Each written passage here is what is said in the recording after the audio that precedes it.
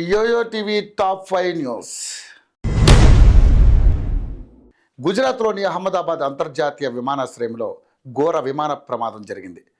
Flight take off అయిన కాసేపటికే కుప్పకూలింది. ఈ ప్రమాదంలో ఇప్పటి వరకు దాదాపు 150 మందికి పైగా మరణించి ఉంటారని అధికారులు అనుమానం వ్యక్తం చేస్తున్నారు. మృతుల సంఖ్య మరింత పెరిగే ఛాన్సులు ఉన్నాయని భావిస్తున్నారు. మరోవైపు ఈ ప్రమాదంపై తెలంగాణ సీఎం రేవంత్ రెడ్డి స్పందించారు. ఈ మేరకు ఎక్స్ వేదికగా పోస్ట్ పెట్టారు. ఈ ఘటన కలిచివేసిందని పేర్కొన్నారు. ప్రమాద సమయంలో విమానంలో 242 మందికి పైగా ప్రయాణికులు ఉన్నారని తెలుస్తోంది.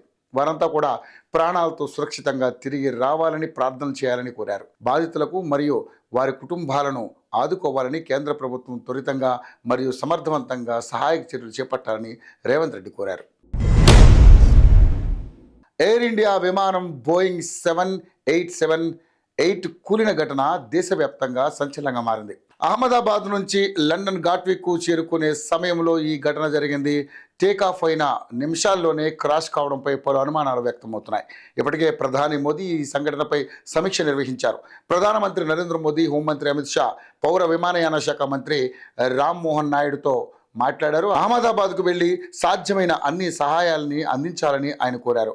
అహ్మదాబాద్లోని సర్దార్ వల్లభాయ్ పటేల్ అంతర్జాతీయ విమానాశ్రయం ప్రస్తుతం పనిచేయడం లేదు. ప్రమాద సమయంలో విమానంలో 242 మంది ప్రయాణికులు ఉన్నారు. వీరిలో 169 మంది భారతీయులు, 58 మంది బ్రిటిష్ జాతీయులు, ఒక కెనడియన్ జాతీయుడు, 7 మంది పోర్చుగీస్ జాతీయులు ఉన్నారు.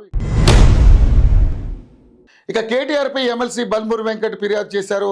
కాంగ్రెస్ ఎమ్మెల్సీ బల్మూరు వెంకట్ బీఆర్ఎస్ నేతలు కేటీఆర్, పాడి కౌశిక్ రెడ్డిపై సైబర్ క్రైమ్ పోలీసులకు ఫిర్యాదు చేశారు. తెలంగాణ సీఎం రేవంత్ రెడ్డిపై అనుచిత వ్యాఖ్యలు చేశారంటూ ఫిర్యాదులో పేర్కొన్నారు. సీఎం పరువును కించపరిచేలా సామాజిక మాధ్యమాల్లో పోస్టులు పెట్టడం నిరాధారమని, చట్టపరంగా దానిపై చర్యలు తీసుకోవాలని ఆయన డిమాండ్ చేశారు. కాళేశ్వరం జల ప్రాజెక్టుపై ఏర్పాటు చేసిన న్యాయ విచారణ కమిషన్ ఎదుట బీఆర్ఎస్ అధినేత కేసీఆర్ హాజరై నేపథ్యంలో మీడియాతో మాట్లాడిన కేటీఆర్ సీఎం రేవంత్పై చేసిన వ్యాఖ్యలు అభ్యంతరకరంగా ఉన్నాయని వెంకట్ ఆరోపించారు.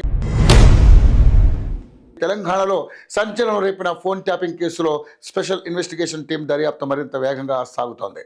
ఇప్పటికే అనేక మంది అధికారులను విచారించిన సిట్ ఈ కేసులో కీలకంగా భావిస్తున్న మాజీ ఎస్ఆర్ఎస్ అధికారి ప్రణీత్ రావు, అదేవిధంగా మాజీ ఇంటెలిజెన్స్ చీఫ్ ప్రభాకర్ రావును విచారణకు పిలిచింది.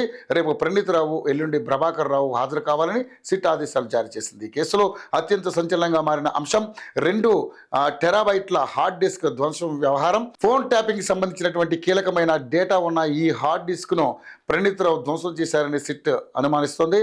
ఈ హార్డ్ డిస్క్లను నాశనం చేసి వాటిని మూసీ నదిలో పాడేసినట్లు కూడా ఆధారాలు లభించాయి. విచారణలో కేసుకు సంబంధించి మరిన్ని వివరాలు వెల్లడయ్యే అవకాశం ఉంది.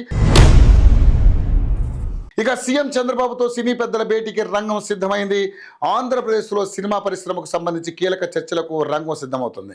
ఈ భేటీకి డిప్యూటీ సీఎం పవన్ కళ్యాణ్ స్వయంగా హాజరై నేతృత్వం వహించనున్నారు. ఇప్పటికే సినిమా ఇండస్ట్రీకి చెందిన పెద్దలు ముఖ్యమంత్రి అపాయింట్మెంట్ కోరారు. దీనికి పరిశీలించినటువంటి ప్రభుత్వ వర్గాలు ముఖ్యమంత్రి కార్యాలయం భేటీకి రంగం సిద్ధం చేస్తున్నట్టుగా తెలుస్తోంది.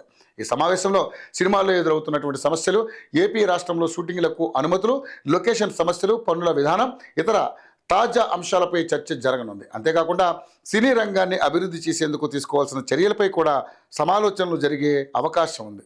డిప్యూటీ సీఎం నేతృత్వంలో 22వ తేదీ తర్వాత సమావేశం జరగనున్నట్లుగా సమాచారం.